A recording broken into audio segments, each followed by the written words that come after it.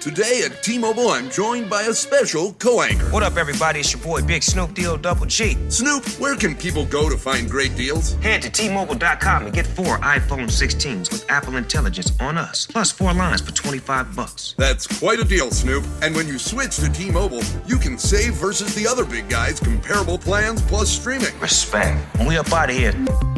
See how you can save on wireless and streaming versus the other big guys at T-Mobile.com/switch. Apple Intelligence requires iOS 18.1 or later. I was never really a runner. The way I see running is a gift, especially when you have stage 4 cancer.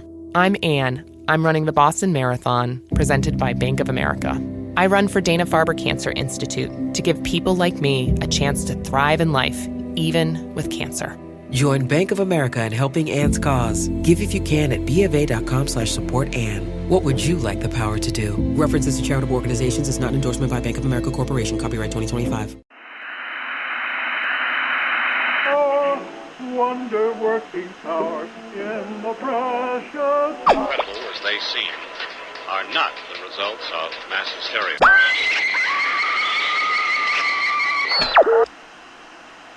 You may wish to adjust the dial. You are currently tuned into the wrong station.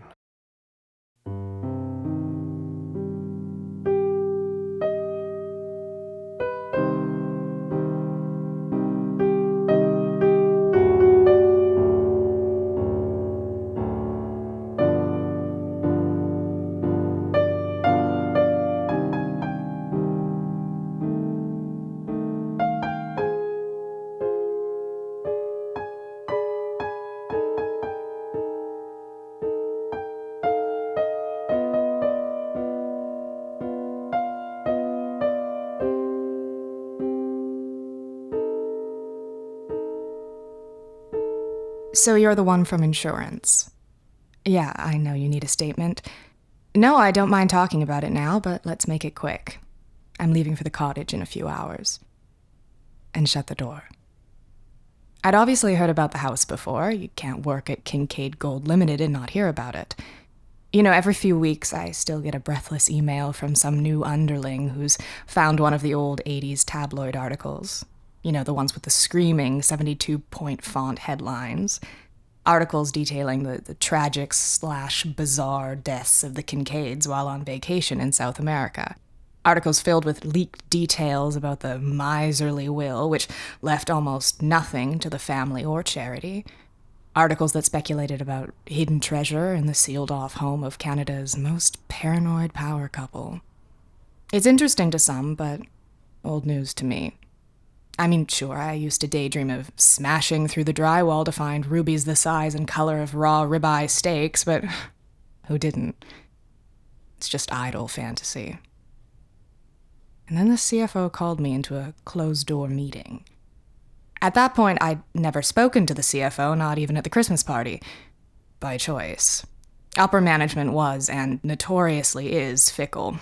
One wrong move and suddenly your career plan is 5 years behind. So I was fighting serious nerves when I sat down in his corner office. And I wasn't alone. Anton, the CFO's other invitee, sat on my left.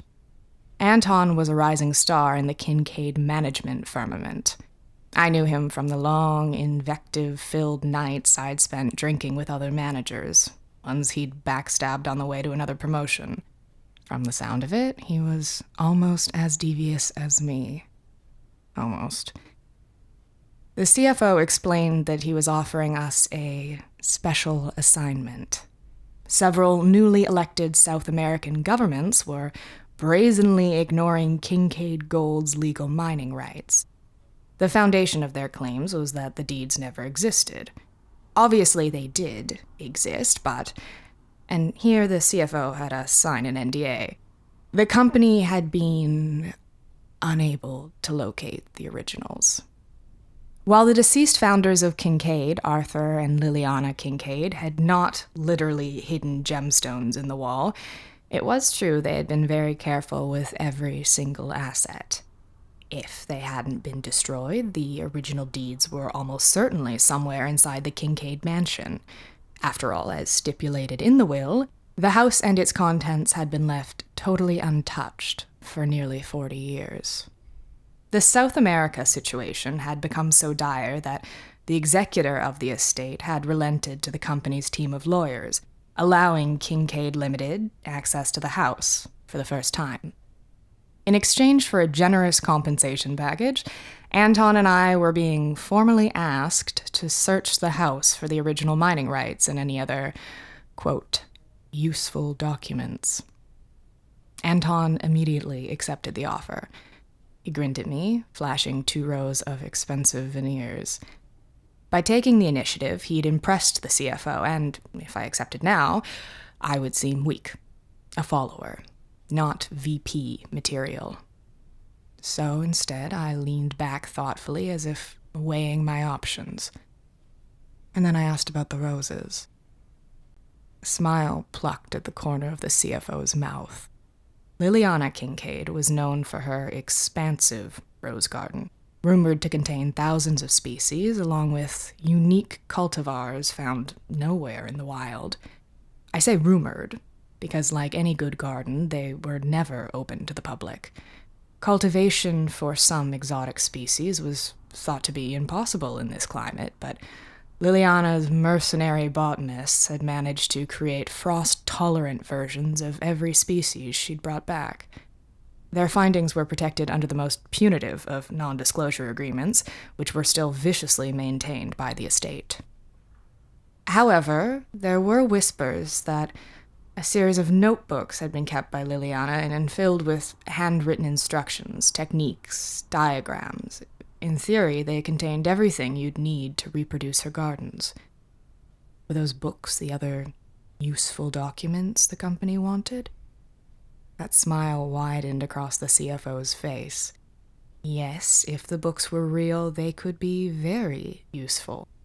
After all, multi-billion-dollar horticultural giants had been trying to buy the Kincaid estate for years just to scavenge the greenhouses. They would pay handsomely for the information. How had I known? You pick things up when you pay attention, I replied, earning me a glare from Anton. I saw no reason to mention the specific employee who'd clued me in, not that I remembered his name. The estate had some unusual conditions for our treasure hunt. We would have to bring our own food, water, and supplies. The estate's electricity had been shut off, along with the water mains. The only running water were outdoor hoses used by the gardeners, who came 3 times a week to do meticulous upkeep on the grounds. But the strangest condition was the last one, that under no circumstances could the search continue beyond 2 days. Unusual, I thought, but who am I to argue with the Kincaids? Even in death, they were successful beyond my wildest dreams. With that, we were dismissed. The following Friday, I cruised through the wrought iron gates of the estate, listening to the white gravel pathway crunch and pop under the weight of my tires. Sounds of the main road faded. Trees now lined the path and braced my car with their branches as I drove along. It was peaceful, almost quaint. And then I turned the final corner. The Kincaid mansion had been poorly named. The Kincaid Palace, perhaps, or maybe Duomo della Kincaid. It reclined in the center of a great field, a city block's worth of stone, brick, and marble, fronted by a gaping maw of a door, and flanked by east and west wings, each of which contained living quarters, kitchens, libraries, smoking rooms, larders, and who knew how many bedrooms and bathrooms. The sprawling architecture called to mind a dollop of hot tar that oozes slowly outward in all directions until it hardens in the sun. I'm salivating just thinking about it. One other car was parked in the driveway. A sporty number, sleek and low to the ground like a stalking predator. 2 curved skid marks trailed from the back wheels. Anton stepped from its driver's side door and made a big show of stretching his arms and yawning before turning to look at me. I didn't grin, but I showed him my teeth. He shrugged and walked around to the back of his car. He popped the tiny trunk and removed 3 pieces of Louis Vuitton luggage. I'd brought 3 bags of my own, less luxurious, but far more practical. My wheeled suitcase also had the advantage of a hidden pocket I'd made by tearing into the lining, something Anton wouldn't have the stomach to do to his Vuitton. See, I never intended to hand Liliana's books over to Kincaid Gold. Through a few well-placed emails, I'd started a substantial bidding war between Brex, David Austin, and a few other major players. This was my shot at real money. Kincaid money. "Quit daydreaming," said Anton. "I've got money to make." He mounted the steps and I followed. The Kincaid mansion was as advertised. Sky-high vaulted ceilings, walls busy with painting, suits of armor, and hallways you could drive a tank through that branched off into other areas of the house. With the help of the blueprints, we were able to locate the 2 guest bedrooms allotted for our weekend stay. My rooms were furnished with a 4-poster bed, built from a rich, deep softwood. The vanity, chest of drawers, and 2 chairs were all intricately carved in the 1700s Hepplewhite style, which made sense after I found Hepplewhite's signature unobtrusively scrawled on the bottom of one of the drawers. The furnishings alone could have paid off the mortgage on my condo, and I have a nice condo.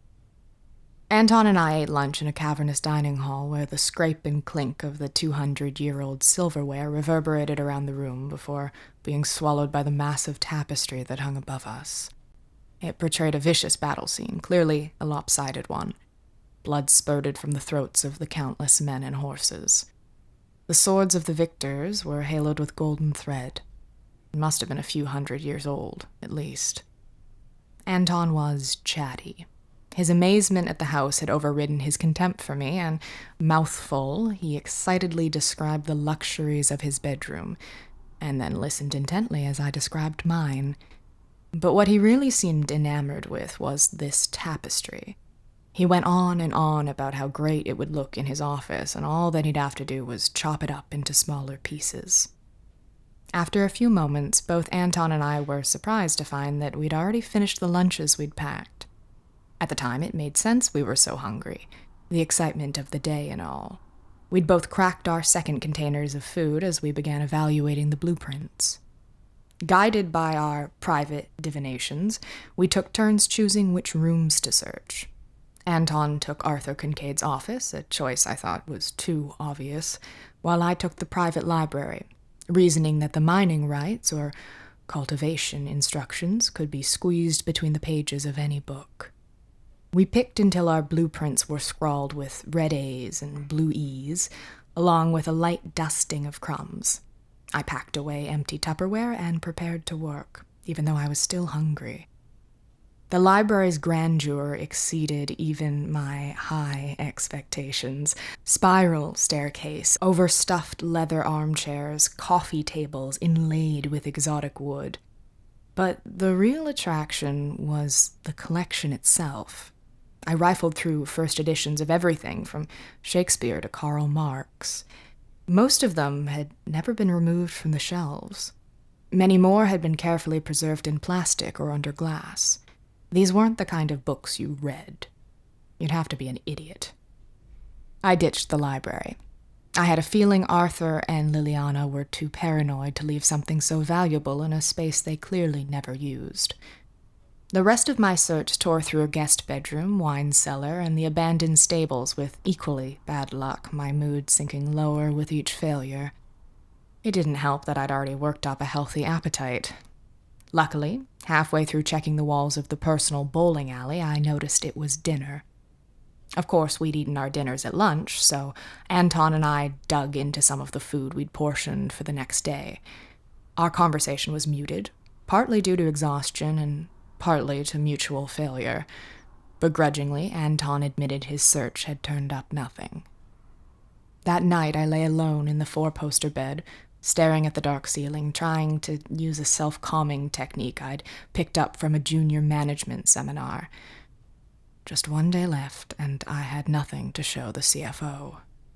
I could feel his disappointment, hear the quiet sigh signaling the end of my upward mobility at Kincaid. I'd been so confident I hadn't considered what would happen if I failed. It didn't help that I was so hungry. The hollow feeling in my stomach was getting worse, and I was almost out of food.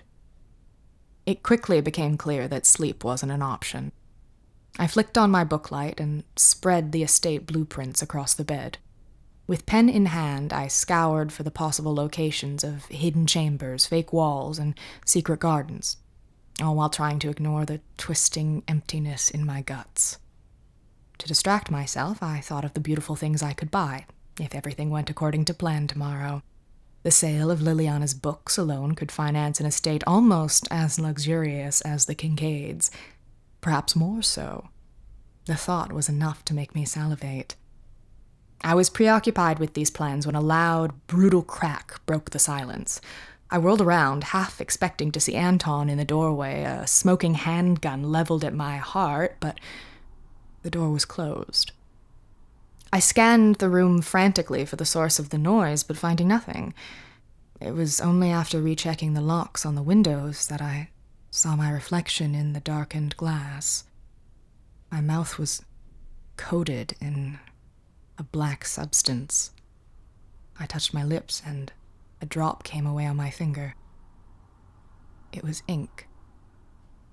At Christmas, Kincaid upper management would hand out gold pens to promising young executives who'd had particularly good years. I was a proud owner of 4. Now I was down to 3. The loud crack had come from me when I bit my pen clean in half. The bottom half was still in my hand. The top half could only be in one place. The nausea hit me all at once. I made it to the toilet with seconds to spare. The purged remains of yesterday's meals were stained blue-purple by ink. A few minutes' search yielded the top part of the gold cylinder, now flattened. It had been unmistakably chewed, even though I had no recollection of chewing it. Looking at the remains of my pen, I found myself suddenly ravenous once again. This time I managed to wrestle the feeling down. I pulled myself into bed and waited for the adrenaline to subside. Somehow, near dawn, sleep found me.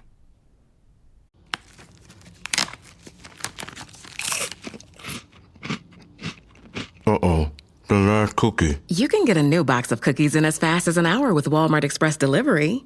Are you my guilty self-conscience? No, I'm the voice offering you promo code EXPRESS for free delivery on your first order. Hey, who ate my cookies?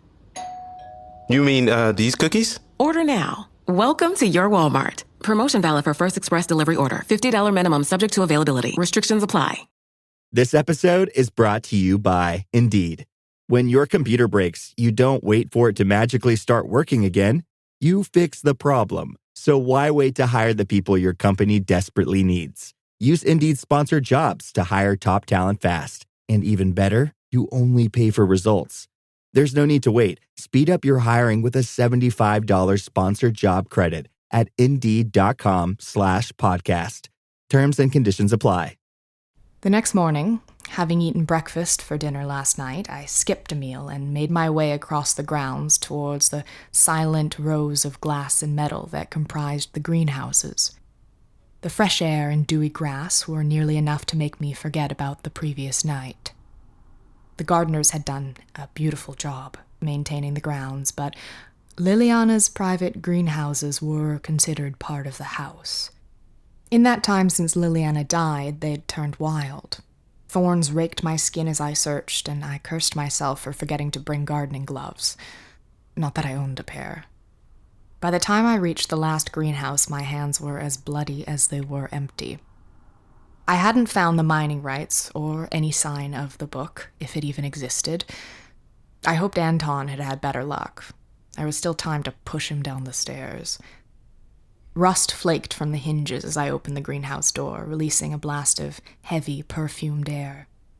Inside, a massive thicket of thorns and flowers filled the space. The delicate roses had been outcompeted by the hardier ones. The remaining plants had twisted around each other in a cyclone of flowers as each tried to choke out the others.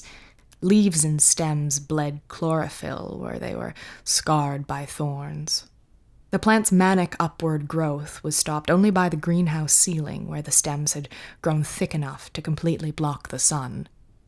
The scene had a ferocious beauty, even if the ground was littered with desiccated foliage. I searched the edges of the greenhouse, mindful of the thorns, and found my prize sitting in a lone sunbeam that sliced down through a back window. A blue rose. I swear to God, a real sky blue rose. Why is that amazing? Because blue roses don't exist. Did you know that? Not in the wild, not in cultivation, not at all. I know you think you've seen one on Instagram or whatever, but you haven't. It's either been photoshopped or it was a white rose someone picked up and then dyed blue. A cheap lie. A blue rose. It's one of those impossible things like a dry ocean or a round square. And yet, there it was. Liliana had made something impossible and then locked it up tight. I have no doubt she could have cultivated the blue rose, made it widely available, but what would be the point? Why have money if you can't use it to make yourself happy? After all those years, she had her own private miracle just for her. Incredible. I immediately forgot about the mining rights, the cultivation documents. I forgot it all and dropped to my knees to search for a pair of gardening shears. If I could smuggle out one single healthy cutting of the blue rose, I'd never have to work again in my life. I found a pair of rusted clippers and my hands shook so badly I could barely hold them. Carefully, I removed a portion of the rootstock and some stems. The roses were carpeted in needle-like thorns that pierced and rended my skin at the lightest touch. It was slow, painful going, but the value of those stems. In my head, I was already buying my second boat. As I finished, my stomach clenched so hard I nearly bent double. It was time for an early dinner, which excited me almost as much as the rose. I'd been hungry since before I went to bed, and I vaguely wondered if I should set up a doctor's appointment. I could even go to the States. I would certainly have the money. Almost on cue, my hunger spasmed again, and pure misery began rippling up and down my abdomen. I stiff-armed the door to the dining area, not even breaking stride, and then froze. Anton was already sitting at the table, his Tupperware lying empty next to him, licked clean. He had moved on to my containers, opening one to stare at the stir-fry inside. When I entered, he looked up at me and, for a moment, his eyes smoldered with rage. Then he looked away, blushing slightly. I was just checking that you had enough food, he managed to stutter. At 4 a.m, I awoke writhing in pain. It was a hunger like nothing I'd felt up to that point, like a force of nature, a vacuum needing to be filled. I tried in vain to sleep, to turn my thoughts away from eating and onto anything else. The blue rose, my future plans, my investment portfolio, literally anything. But it was no use. I got up, dressed quickly, and left the room. My brain was empty. The planet of agony in my stomach had eclipsed all thought. I was an animal moving on instinct to the dining room where I'd hidden my last morsels of food after my run-in with Anton at dinner. My focus was so single-minded that as I walked down the main hallway, I didn't notice the dinner table until it was right in front of me. Someone had pulled it from the dining room, and its weight had left long gouges, illuminated where moonlight touched the hardwood floor. 10 or 15 serving plates cluttered the table, the contents of each hidden by a silver cloche. At the far end of the table was a single place setting. Behind it sat Anton. He was illuminated by the small brass candelabrum that burned to the right of his plate. His head was bowed, as if in thought or prayer, and I could hear the squeal of steel on ceramic, and beneath that the snuffling, snorting sounds of a man gorging himself. My appetite roared at the sight of the spread. I moved closer to the table. Anton didn't even look up. I lifted the cover nearest me, expecting to find roast chicken, dumplings, or bread. But instead the platter was piled high with solid silver ingots. I resisted a sudden impulse to pop one in my mouth and move farther down the table. Under the next one was a collection of antique ceramic figurines, their clear lacquer shining like sugar glaze. Flickering candlelight fell across a pile of discarded half-full trays with their contents strewn across the ground. Shattered brooches, scraps of Chanel dresses, even first editions from the library, their spines broken and the binding threads scooped out like a marrow. I reached for another cloche. The platter was full of papers, yellow documents written in English and Spanish. The original mining rights. Well, half of them. Someone had torn the pages apart. I looked up across the table. Anton was staring at me. His mouth was full, and something grayish-red hung from his lips. I leaned closer to see what it was, but he slurped it back. "Anton," I said carefully, "I thought you said you hadn't found the documents." He didn't say anything for a moment. And then he growled at me. It was such a primal sound that, for a moment, I didn't realize it had come from Anton. Instinctively, I stepped back. Anton shook his head as if to clear it and smiled. "Huh. Yeah, I guess I did," he said through whatever he was eating. I looked over the table and, again, had to steady myself against a wave of senseless hunger. I turned back to him. "What did you do to them, Anton? They're ruined." He didn't answer, just shook his head again. "Anton, I think we need to get out of here. Now." "You don't know what you're talking about. Just take a seat and enjoy the meal," he replied. "We can eat once we're out of here. Come on." Suddenly, Anton's chair toppled backward with a bang. He'd leapt to his feet, shaking with rage. "I get it. You want me to leave so you can have it all for yourself, don't you?" His voice was low and threatening as he stepped out from behind the table. I staggered back, wide-eyed. He wasn't visible when he was sitting behind the table, but I could see it now, even if I didn't understand it. There was something wrong with his stomach. It protruded from beneath his untucked shirt and flowed over his belt, hanging almost to his knees. The skin was mottled with black and purple bruises. In some places, corners of something were outlined through skin. I looked closer and saw sharp points of metal and wood that were coated in black blood, resembling the legs of an insect escaping its cocoon. With each step Anton took toward me, a sickening jangle emanated from his stomach, like a sock full of broken glass. My eyes darted back to the table. I noticed for the first time just how many of the trays were empty, licked clean. The one Anton had been eating from held the remains of that tapestry from the dining room. Only a pile of decapitated bodies remained of it, cut into steak-size portions. "I knew I couldn't trust you," Anton croaked, his voice like sandpaper. He grabbed a large serving fork and waved it in my face. "Get the fuck away. This is mine, you hear me?" I stumbled backward and fled. Even though Anton didn't chase me, I still knew I was being pursued. The hunger wasn't a part of me. It never had been. It was something else altogether, and it was getting stronger. I began to crave impossible things. My constant thoughts of food were replaced as I imagined how good it would be to devour a gold watch, to drink perfume, to unwind a silk dress with my teeth. As I ran, I had to screw my eyes shut at the sight of the delectable things in the hallway. Paintings, carpets, the moldings above the door. I would have eaten them all if not for the overwhelming fear that pushed me forward. I stumbled into my room. and felt blindly for my bags, knowing that if I caught even a glimpse of those Hepplewhite chairs, I would devour them down to the very last wood chip. Finally, my grip landed on the wheeled suitcase, and I pulled it from the room on my hands and knees. I could feel my clothes falling out of it onto the floor, but I didn't care.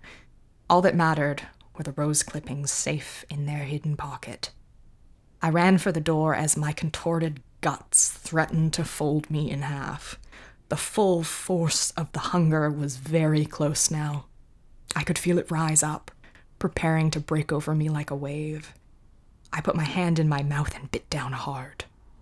The pain refocused me, but I could not resist lapping at my delicious blood.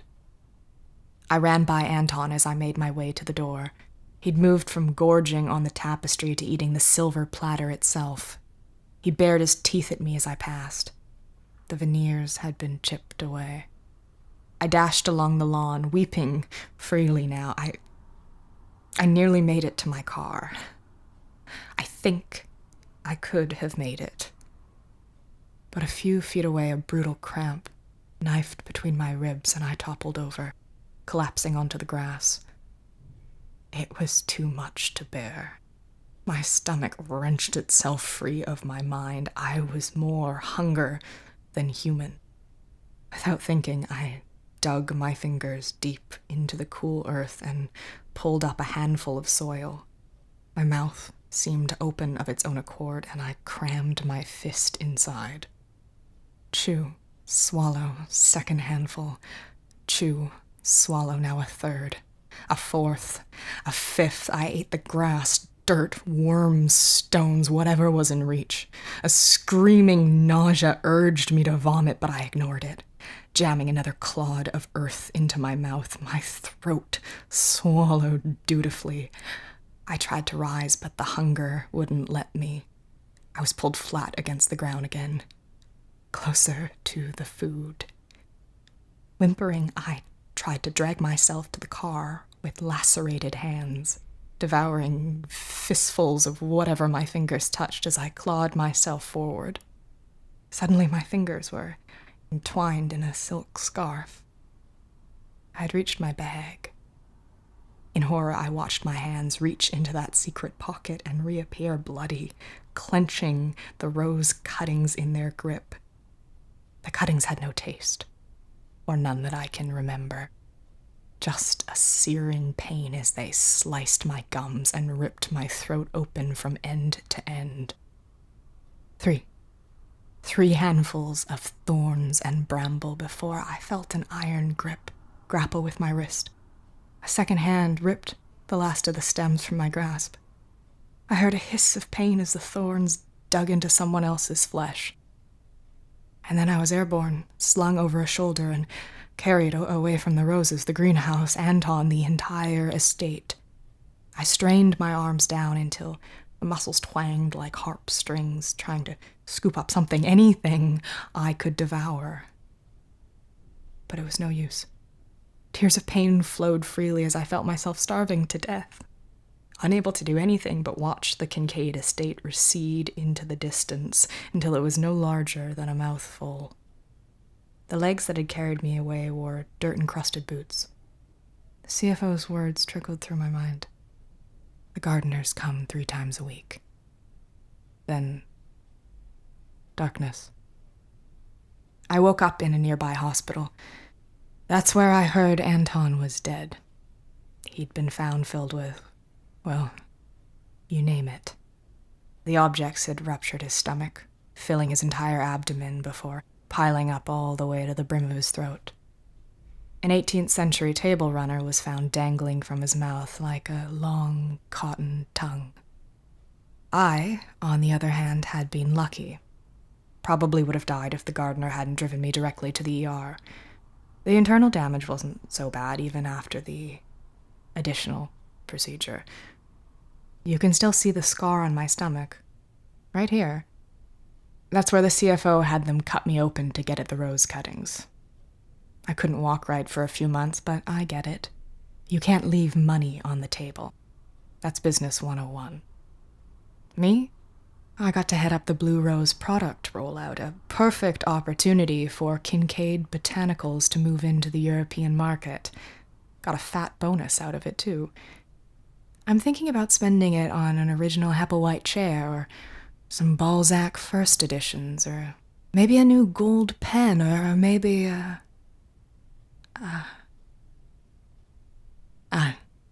never mind. Do you want to grab lunch? All of a sudden, I'm starving.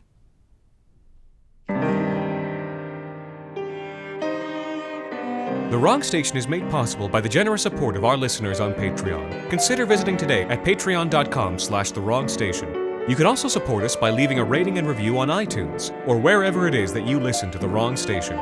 This week's episode, Roses, was written by Jacob Duarte Spiel and performed by Melissa Taylor.